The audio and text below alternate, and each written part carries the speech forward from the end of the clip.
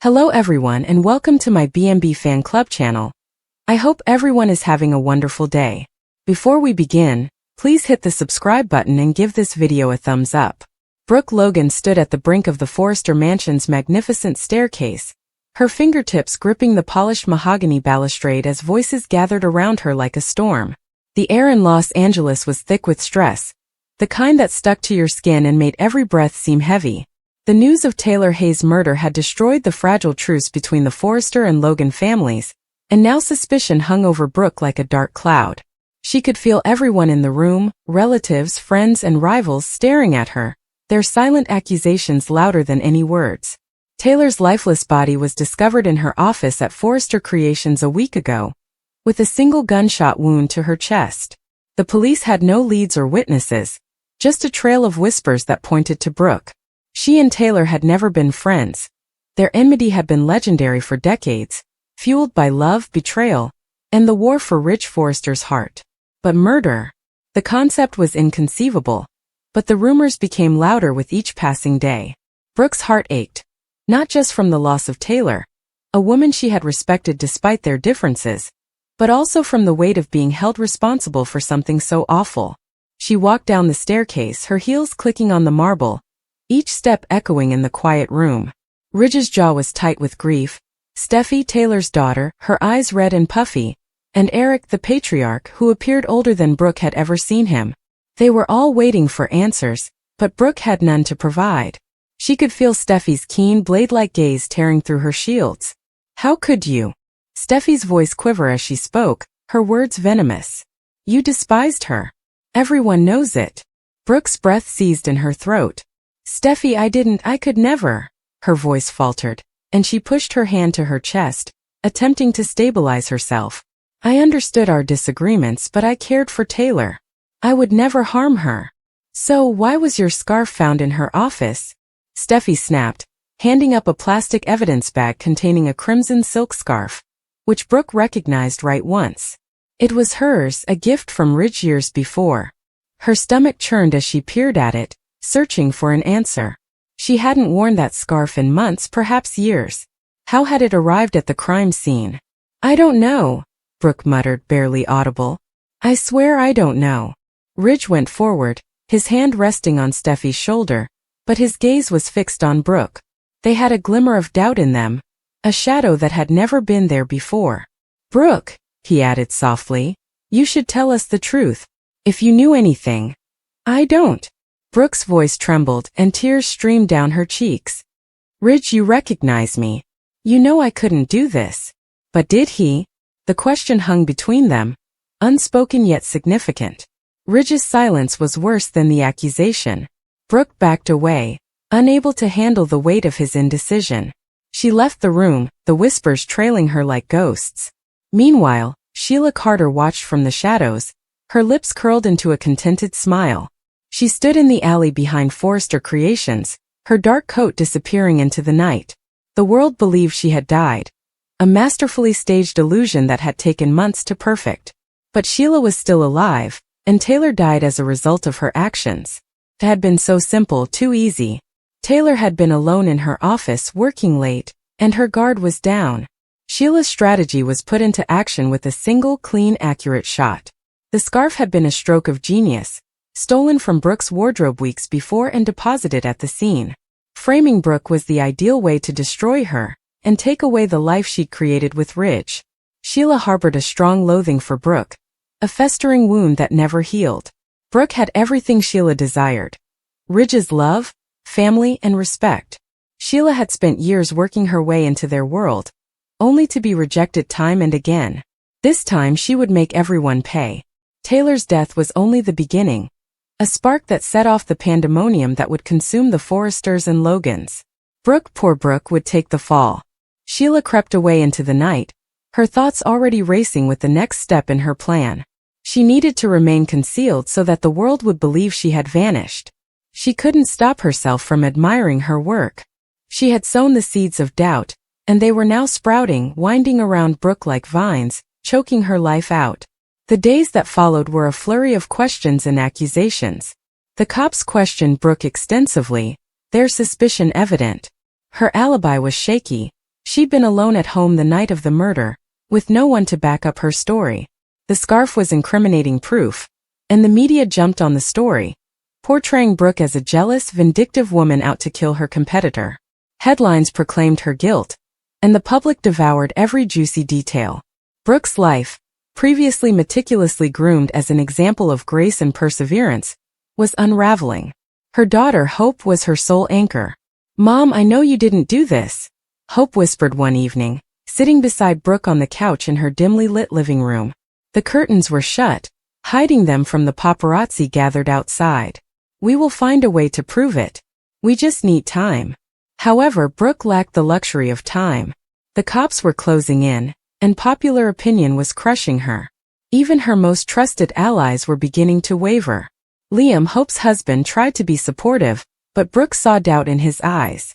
Donna, her sister, was fiercely loyal, but she couldn't hide her concern. "What happens if they arrest you?" Donna inquired one night, her voice wavering. "What if they believe you did it?" Brooke did not respond. She could not. The terror was too real, a chilly knot in her stomach that refused to relax. She stayed awake at night, repeating every scene from her competition with Taylor, every disagreement, every furious discussion. Had she said or done something that may be used to make her appear guilty? The thought gnawed at her, undermining her confidence. Across town, Sheila was thriving in the turmoil she had caused. She'd moved into a dilapidated motel on the outskirts of town, and her appearance had changed just enough to prevent notice. She was a ghost roaming through the world unobserved, complete with a wig, makeup, and a new identity. She feverishly read the news, enjoying every headline that denounced Brooke. The Forresters were fractured, torn apart by loss and rage. Steffi was advocating for justice and demanding Brooke's arrest. Ridge was caught in the middle, divided between his feelings for Brooke and his commitment to his daughter. Everything was going according to plan. Sheila, on the other hand, was not satisfied with watching from a distance. She needed to be closer to experience the misery she was causing. She began leaving tiny hints, tormenting the police and Forresters with her presence. Steffi found a strange message beneath her door, hinting at things only Sheila knew. Ridge received a phone call, her voice masked, saying that the truth was closer than he thought. Each step was planned to keep Brooke under pressure, while keeping Sheila's involvement disguised. Sheila snuck inside the Forrester estate one night, her heart racing with adrenaline. She crept silently through the dimly lit halls, her gloved hands clutching a little vial of perfume, Brooke's favorite and another piece of evidence to place. She carefully placed it in the guest room, where it would be discovered during the subsequent police search. She turned to leave and heard footsteps. Her pulse accelerated, but she faded into the shadows, watching Ridge enter the room. He appeared tired, his shoulders sagging under the weight of anguish and doubt. Sheila's lips twisted into a sneer as she observed him, her thoughts racing with ideas. She could stop it now, reveal herself, and watch his world crumble. But no, that would be too easy. She wanted him to suffer, to feel the misery she had been through for years. She sneaked out of the mansion unobserved, keeping her strategy intact. Brooke's life has become a cage of distrust. She quit attending to Forrester Creations because she couldn't face her colleagues' disapproving eyes. Her phone was constantly buzzing with messages from reporters, strangers, and even old acquaintances who were now questioning her innocence. She felt like an outsider in her own life, a pariah in a world she helped create. The only thing keeping her going was Hope's unfailing support, and the vague hope that the truth would be revealed. Brooke discovered a photo of herself and Taylor from years ago, taken at a Forrester charity event, while sitting alone in her bedroom one evening. They were smiling, their arms intertwined, and enjoying a rare moment of tranquility together. Brooke's eyes filled with tears as she brushed her finger across Taylor's face. "I'm sorry," she muttered. "I'm sorry this happened to you." Her anguish was palpable, but it was nothing compared to the terror of losing everything. If the authorities discovered further proof or the rumors spread, she could be arrested, prosecuted, and convicted. The prospect of spending her life in prison for a crime she had not committed was intolerable. Her sobbing echoed across the empty room as she held the photograph to her chest. Sheila's scheme was reaching its peak. The police were planning to arrest Brooke, as evidence against her accumulated. Sheila meticulously planted the scarf, perfume, and a partial fingerprint on a glass in Taylor's office, all of which pointed to Brooke. The city was bustling with expectation, as the media predicted a trial that would dominate headlines for months. Sheila watched everything from her motel room, her laughing muted but triumphant. Sheila had not anticipated Hope's persistence, however. While Brooke drowned in misery, Hope looked for answers. She'd begun asking inquiries, retracing Taylor's dying days, and speaking with everyone who might know something. She went to Taylor's office, looking through files and surveillance footage. Most of the cameras had been turned off the night of the murder, another of Sheila's strategic moves, but Hope discovered a grainy tape from a nearby street camera. It depicted a figure in a dark coat exiting the building, face concealed but actions intentional. Hope's heartbeat quickened as she watched the footage. She knew it wasn't Brooke. The figure's walk, the way they handled themselves were all incorrect. She took the footage to a private investigator called Carter, who had previously worked with the Logans. "Find out who this is," she said, her voice angry. "This is the key to saving my mother." Carter labored diligently, following clues that carried him to the outskirts of LA. He tracked down the motel where Sheila was staying and pieced together clues that led to her survival. When he addressed her, Sheila's smile remained unwavering. "You're too late," she remarked, her voice full of assurance. "Brooke's fate is sealed." But Carter was more astute than Sheila anticipated. He had recorded their chat, including her admission of guilt. He took it to the cops, who were shocked to hear Sheila was still alive. They ransacked the motel, but Sheila had vanished into the darkness again. The evidence, however, was sufficient to refocus the investigation away from Brooke. The scarf, scent, and fingerprint were all re-examined, and additional testing revealed traces of Sheila's DNA. The truth was disclosed in a torrent of headlines. Sheila Carter, who had been assumed dead, was the true killer. Brooke was cleared and her name restored, but the damage had been done. The Forresters' confidence in one another had been shattered. Ridge apologized to Brooke, his eyes brimming with regret, but she couldn't look at him the same way. Steffi's accusations lingered, like a wound that would take years to mend. And Sheila, who remained out there, was a shadow that would haunt them all. Brooke stood at Taylor's grave with a bunch of white roses in her hands. The cemetery was quiet, and the air felt cold on her skin. "I wish we could have been friends," she said softly, placing the flowers on the ground. "I wish I could have saved you." She turned away, tears flowing down her cheeks, and returned to her car. The world was different today, darker and more unpredictable. But Brooke was a survivor, and she would find a way to move on, even if the wounds of this catastrophe would never heal completely. Sheila, meantime, was already plotting her next move. She'd lost the round, but she wasn't done. She was watching and waiting in the shadows, her heart filled with the same ferocious hatred that had pushed her to murder. The Forresters and Logans felt they were safe, but Sheila Carter never really left. When she returned, the grief she'd caused would pale in comparison to what was to come. The morning air in Los Angeles smelled of rain and jasmine, and it felt too fragile to bear bad news. Brooke Logan stood at the tall window in her living room, her reflection barely apparent against the gray light. Her hands trembled as she held the untouched mug of coffee. It had been 3 days since Taylor's death, 3 days of unending shock, rumors, and police questioning that felt like accusations. The TV mumbled behind her. Every local channel seems to repeat the same story. Dr. Taylor Hayes, a prominent psychiatrist, was found dead in her Malibu home. Sources suggest foul play is suspected. Brooke Logan, a longtime adversary, was apparently observed near the property hours before the event.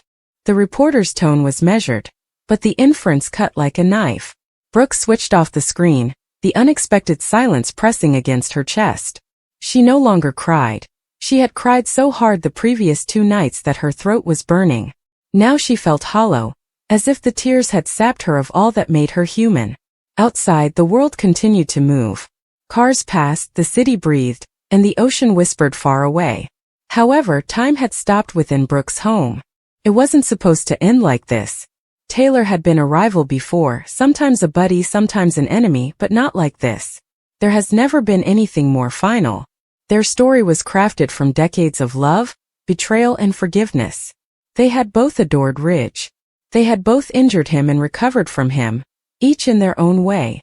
But none of that could explain what the world was suddenly saying. Brooke had murdered her. Brooke giggled as the first rumor reached her.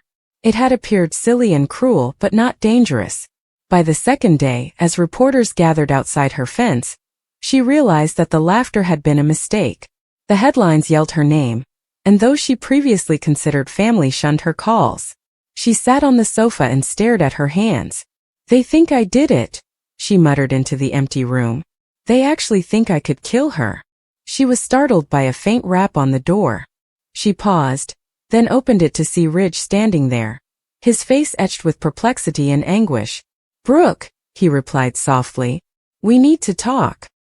His eyes scanned hers, as if hunting for the truth beneath her expression. "Do you think I did it?" she inquired before he could speak. Her voice broke, raw from exhaustion. Ridge sighed and stepped inside. "The police discovered your scarf at her home. They claimed there were traces of blood. I dropped it there last week," she remarked, shaking her head. "We argued, but I left before she did, before anything happened. Ridge, you recognize me." He turned aside, his mouth clenching. "I want to believe you." The words crushed her. "Then believe me," she implored. "Please." Ridge did not respond. He just nodded slowly, as if the motion would conceal his skepticism. Brooke dropped to the floor as he went, the sound of the door closing ringing in her bones. That night she was unable to sleep. Every creak in the house sounded like a footstep, and every gust of wind felt like a whisper of guilt. She waited by the window till daybreak, repeating every detail of her final chat with Taylor. They had an unanticipated meeting at Taylor's house.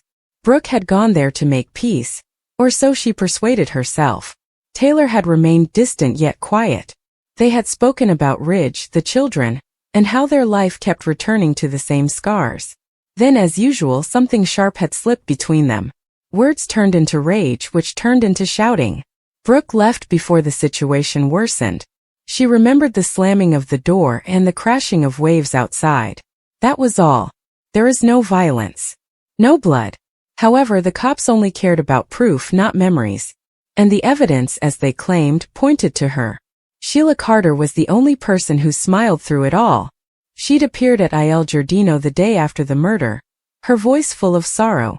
"Such a tragedy," she told Deacon, her eyes glistening with something unsaid. Poor Taylor. And poor Brooke, accused of something she'd never done. Sheila enjoyed pandemonium. She consumed it like oxygen. The world had long learned to fear her, yet she always managed to find a way back. This time her hands appeared to be clean. Brooke had no idea Sheila had also been there that night, hiding in the shadows outside Taylor's porch. She had devised a scheme motivated by jealousy and vengeance. Taylor had uncovered too much about her, and threatened to reveal her secrets. Sheila couldn't stand that. The confrontation had turned violent, quick, and irreversible. Taylor's final breath was a murmur of astonishment. Sheila, scared but calculating, noticed Brooke's scarf laying near the door and smiled. Brooke now endured the consequences of Sheila's sin. Days blended together. The media siege became more intense. Hope and Liam attempted to approach her, but even their words felt brittle, prepared, and doubtful. Ridge abruptly halted his approach. The Forrester estate was now shut to her, and every look she caught on the street was fraught with suspicion. Brooke had always been a strong lady, confident and uncompromising, rebuilding herself after each controversy. But this was different. This was neither a failed marriage or a public humiliation. This was her soul on trial. One evening, as the sun set over the ocean, she found herself driving with no direction. She ended up in Malibu, drawn to something she couldn't identify. Taylor's house remained quiet behind police tape, with the gate slightly open. Brooke entered despite her better judgment. The air smelled like salt and dust. A few withered flowers remained by the door, tributes from those who considered Taylor a saint and Brooke a sinner. Brooke touched the doorknob and mumbled, "I'm sorry." She didn't notice the footsteps behind her until too late. "Sheila," Brooke said softly. The woman moved into view, her smile faint but piercing. "I wondered when you'd come. What are you doing here?" Brooke inquired, her heart thumping. "Paying my respects," Sheila stated, circling her like a cat. "Poor Taylor. What a shame." She had always believed she could fix people. Even me, Brooke said, her voice trembling. Were you here that night? For a moment Sheila said nothing. She then laughed, making a sound that curdled the air. Oh, Brooke. You don't want to know. Tell me. Sheila's eyes glistened. Do you think anyone would believe you? The entire world has already determined you are guilty. Why spoil the poetry of it? Brooke took a step closer, her terror becoming to rage. You killed her. Sheila tilted her head. What if I did? Brooke's throat tightened around her breath. Then you'll have to pay for it. But Sheila only smiled. I already did, by letting you live with it. Brooke felt a soundless shatter in her heart.